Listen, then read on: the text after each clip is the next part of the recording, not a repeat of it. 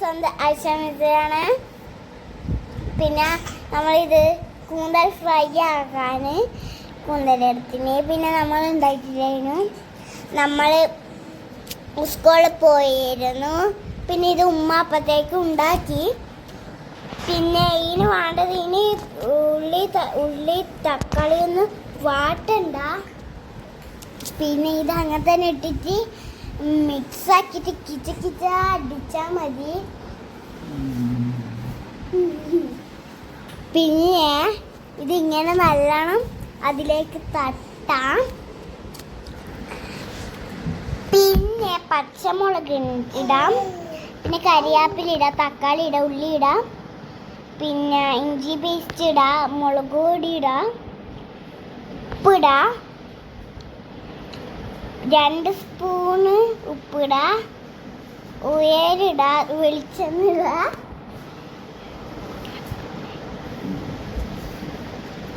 പിന്നെ ഇത് നമ്മൾ ഈ വീഡിയോ എന്ന് വെച്ചാൽ നല്ലോണം മിക്സ് ചെയ്യണം.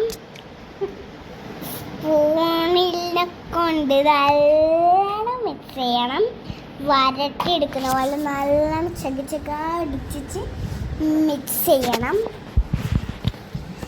കുറേ മിക്സ് ചെയ്തിട്ട് അതിന് ശേഷം നമ്മൾ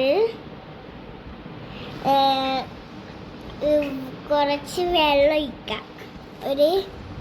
കുറച്ച് വെള്ളം ഒഴിച്ചിട്ട് അതുപോലെ തന്നെ മിക്സ് ചെയ്യാം.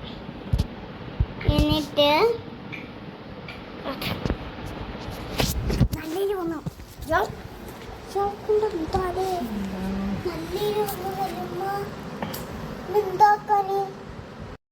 പിന്നെ അതും ഗ്യാസിൽ വെച്ചിട്ട് മൂടാം.